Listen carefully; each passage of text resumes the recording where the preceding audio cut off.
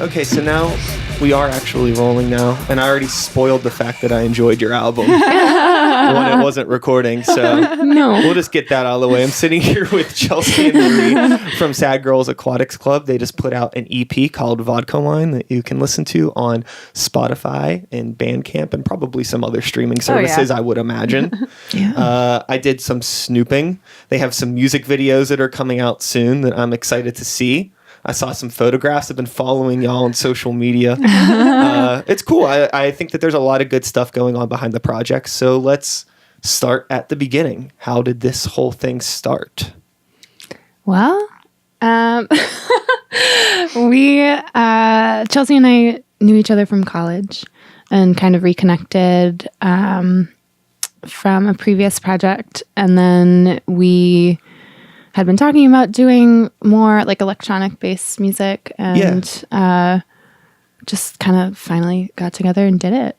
Cool. Yeah. Good story. So the project you were doing before was not similar to this. I did see online that there was a project prior to this, but I wasn't familiar with it. Can you tell me a little bit more about that? Oh yeah. It's called Side Eye, and it was really fun, like poppy, surfy, bratty. We yelled a lot. Cool. Yeah. Cool. There's like a fun, I don't know if this is like relevant, but one of the first things I thought of when I listened to the Sad Girls Aquatics Club thing was a lot of like some stuff that's kind of like sub pop based. Like I was thinking like that Kristen Control record that dropped, and like even like that some washed out stuff I was thinking of a lot. And then thinking about, you mentioned being in like a more rock driven band before. I started thinking about like Dum Dum Girls, and I was like, oh, this is all kind of like very like similar. I'm kind of seeing it. And then maybe like MGMT and then all of that. Like if you threw that into a blender with the entire soundtrack for Lost in Translation, that's kind of what Vodka Wine sounds like to me. And like I really like all of those things. So thank you. That's a major compliment. Yeah. It's a really, really great record. And a lot of the questions that I'm interested about are really just in the production and the songwriting on the record, because you mentioned that you had experience in a band before, and the thing that really took me like is just very like the song structures are very tasteful and mature, and to like hear it from like a debut project is like, wow, like really have your stuffs together, and I'm like super impressed with it. So that's the first time anyone's called me mature, so I really no it's great. Like everything sounds so cool. So I'm curious really about the recording process for this EP and what that was like the songwriting and recording process once you decided that you wanted to do an electronic project. Did you have any experience with electronics prior to the beginning of this project? A little bit. Yeah, more just on a personal, sure, messing around level. A little bit. And so we worked with some people who were like, make a lot of like electronic based music. We worked with Ryan Heiser from Good Sport, who does a lot of like really cool looping and synthesizer stuff, and Dane Edelman, who's in the Lampshades and like a whole number of different projects. And I think that they kind of like helped us with our songwriting process a little bit. Like we would come in with demos that were very bare bones, just like a guitar, a synth, like sometimes a Casio. Yeah, sometimes a Casio. And then like the lyrics and the bones of the song.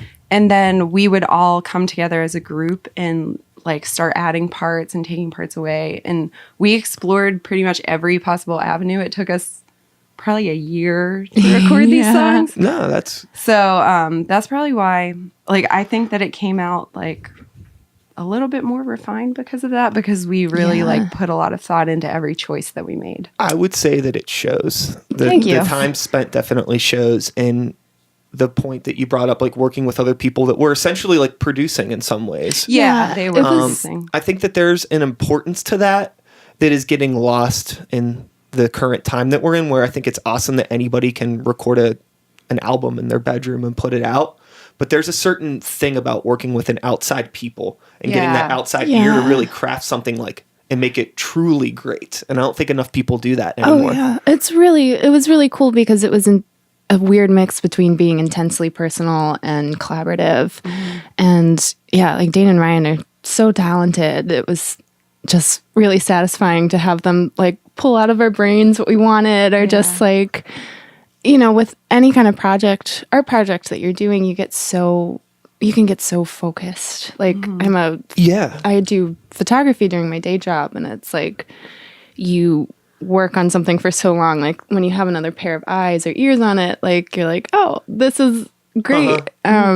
It's so hard as an artist to like, essentially when you're working with a producer, like you're asking for like a constructive criticism, but it's so hard to take that if like you're so passionate about what you're doing, to have somebody be like, even like, oh, I think that like maybe that line in that song, like the syllable count doesn't fit right with the rhythm. Yeah. But you're like, so, it's like some real personal thing that you wrote, and it's like finding that fine line of like, what's good for yourself and what's better for the art for the sake of itself. We actually had a weirdly easy time with stuff like that. Like somebody would make a suggestion and everyone would be like, oh, of course. Like, yeah. Like instead of fighting back against it, we had a rule in the studio where like nothing was so precious that it couldn't be changed. Yeah. So if you came in with an idea and somebody wanted to try something else, we kind of like had a rule amongst us that we're going to try it, whether you like it or not. Yeah. It was nice to have that understanding that everybody, the goal was to make stuff as the best it could be. So we kind of pushed each other rather than, it was more of that, like realizing that it wasn't a control issue and just being like, we all want like the best. It's so crucial in collaborating with other people to like drop ego. Yeah. Because it'll sink into everything. It's like this thing that you put all your heart and soul into, you hate because there's a stupid guitar lead on a song that nobody wanted but that one person, and you just let them do it because you kind of wanted them to shut up, and then it just kind of ruins the art for you personally. There's like all those like those nuances that the outside people that just hear it at the end of the day, they don't notice it. But it's okay to be a little bit selfish with your art, but be selfish by being selfless. If that makes sense. It makes sense. It's yin and yang, right? Yeah. And there's been so many times where everybody's in agreement and there's one person that's like, no, I feel really strongly. And then eventually we're like, oh yeah, you're right. Like, that's true. If somebody has really, really strong opinions, whoever has the right opinion usually feels the most passionate about it. So we kind of figured that out early on and just went with whoever was speaking the loudest and the most intensely. We were like, that person's probably right. It's weird. Yeah.